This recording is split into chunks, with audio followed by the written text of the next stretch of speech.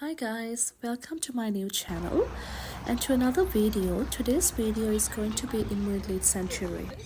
My name is Callum and I would like to welcome you to experience conservation in action. I am a passionate nature lover and I assume because you are here that you are curious to discover more about our diverse and fascinating to climb up into their mother's pouch, which is where they live until they grow too big for her to carry, just like Bailey, the yellow-bellied glider. Gliders, like Bailey, are colony animals, and they live in small family groups that call the tree hollows home. When you are at home brushing your teeth and getting ready to snuggle up in bed, this is when Bailey and his friends are coming out to play. And they've got a pretty cool way of travelling around in the moonlight. Now, I'm going to take a guess and say most of us probably got to Moonlit today by car or maybe even by bus. But I think Bailey's mode of transport is way cooler because you could actually say that he's into some pretty extreme sports. And Bailey's extreme sport of choice is actually skydiving. Now, gliders will use the treetops as a platform to launch themselves off of, and they'll gracefully glide to the surrounding branches. We're going to see if Bailey might want to show off his very special gliding abilities today. What do we think, Bailey? Are we ready? Now, when they are moving around the treetops, they're actually going to be doing this to find their supper. And that includes insects, pollen, and nectar, just like Bailey is snacking on today. Yellow-bellied gliders, they can actually glide for up to 100 meters. And to do these incredible acrobatics, they've got a special built-in parachute. They've actually got a membrane that connects their front legs to their back legs that allows them to pull off these crazy stunts. So as Bailey glides, keep an eye out. You might be able to see he ends up looking like a nice big fluffy rectangle as he glides through the sky. We're going to have a quick toilet break, but you will also notice Bailey has got a very long fluffy tail, and this tail is actually what's helping him to steer, so that he can land exactly where he needs to in the surrounding trees while on my shoulder.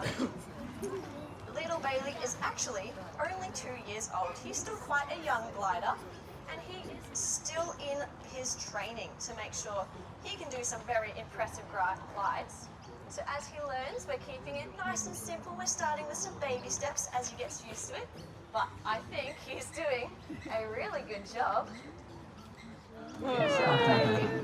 So maybe once he's a little bit older and he's a bit more confident with his very special skill, then we'll start increasing the size of those glides there. But I think that might be quite soon, Bailey. He's doing a very good job today. Now, unfortunately, yellow-bellied gliders are actually considered a threatened species here in Victoria. Their main threats include habitat destruction, and this is really the loss of the suitable trees that they use for nesting and those same big trees that provide them with all of their food. As humans, we end up using trees in our daily lives and to build our own homes, but we often forget just how much our wild friends need them as well. Good job, buddy. Now, there is something we can actually all do to help, and it is really, really simple.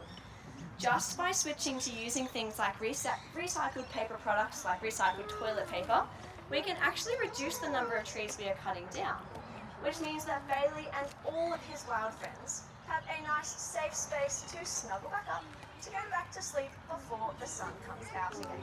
And myself would like to invite you all to join us on appreciating one of the best things that the Aussie bush has to offer.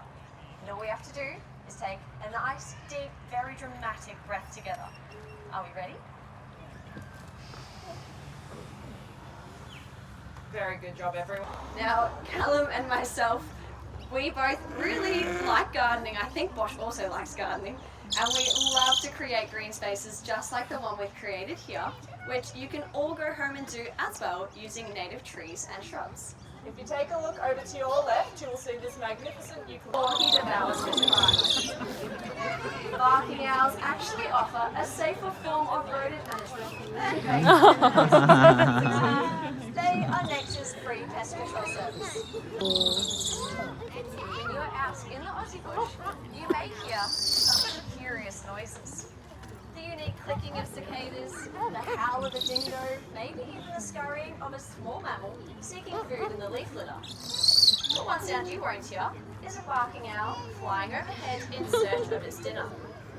Owls, like Bosch, have the ability of silent flight, courtesy of the special soft edges along their feathers. This soundless grace is precisely what makes them such phenomenal predators, and we like to think of them as masters of stealth. Now, most of us think that owls hoot, but the barking owl is often mistaken as dusk for a dog in the distance, when really they are finely honed hunting machines getting ready for their nocturnal quest.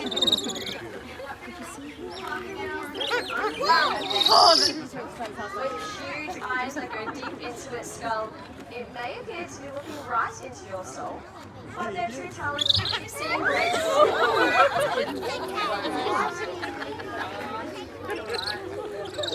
Now, this is useful when Bosch starts his night. Wombats have amazing mystique, often heard and not seen, as their haunting howl travels across our landscape, from the vast outback to the misty alpine forests. They are even beachcombers, strolling our coastlines on the hunt for anything on offer. This fantastic talent of saying yes to anything the land offers meant they were able to not just survive, but thrive, using their killer instincts, clever brains, and amazing stamina. Now, although she may look like your pet dog at home, dingoes like Amber are more closely related to wolves, and they are a relatively recent arrival on our shores, arriving 4,000 to 5,000 years ago with Asiatic seafarers. They looked for all opportunities on offer, good job, and made themselves at home. Now, if you were to put your dog alongside a dingo, they may, you can do better than that, look similar at first glance, but there are some striking differences. With longer, sharper teeth, bigger brains, stronger jaws, and breathtaking agility that gives them the edge as efficient predators.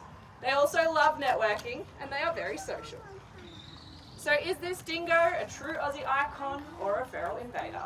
Well, science tells us that their genes are distinct from any other canine species. And they have a huge impact on our landscape. That was a good one. They help to keep kangaroo and wallaby populations healthy by weeding out the sick and the injured animals. And in this way, they perform a valuable service to our wildlife. I didn't ask you to do that one. Try again. The dingo's ability to make the most of a challenging and changing landscape, good girl, has brought them into conflict with farmers. Livestock may be on the menu for the dingo, but so are many other animals like introduced rabbits, rodents, pigs, cats, and foxes. By controlling plant eaters that munch their way through our forests and destroy our soil, dingoes are helping our woodlands to remain healthy. Nature is complex, and dingoes, they play many vital roles. Are they the villains or the heroes? Good hero, Jack Amber. Our ability to see them for what they truly are and support them to function in balancing our landscape means we can all continue to share this space and we can all thrive together.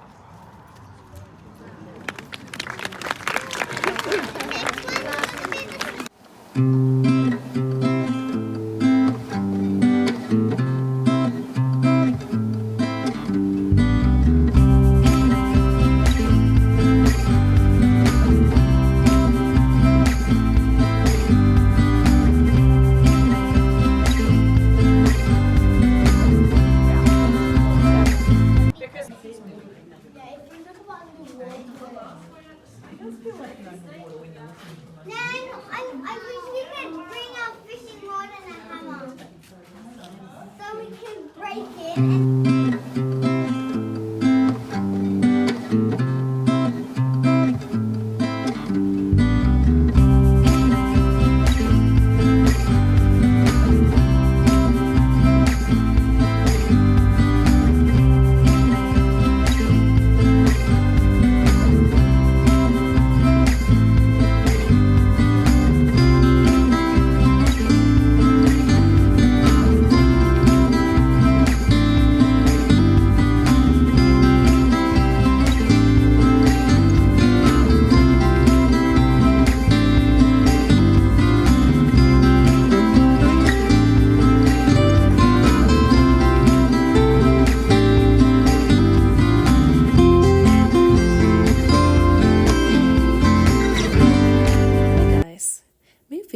through, let me introduce myself. මම මෙල්. මම ඉන්නේ ඔස්ට්‍රේලියා වල. මගේ හස්බන්ඩ්ුයි මගේ 4 බේබිස්ලත් එක්ක. ඒ කියන්නේ මගේ බලපටව දෙන්න. එක්කෙනෙක් ඔලි, අනිත් එක්කෙනා ලූනා. මම මේ කරන්නේ කාලයක් මම බලාගෙන හිටපු ලොකු ආසාවක්. ඒ ආසාවට මට වෙලාව වෙන් කරගන්න බැරි වුණා. ඒ වුණත් මං හිතනවා දැන් මේ වෙලාව ඇවිල්ලා තියෙන්නේ කියලා. ඉතින් මගේ daily vlogs, මම මේ රටේ travel කරන දේවල්, තව ගොඩාක් දේවල් ඕගොල්ලොත් එක්ක බෙදා ගන්න බලාගෙන ඉන්නවා.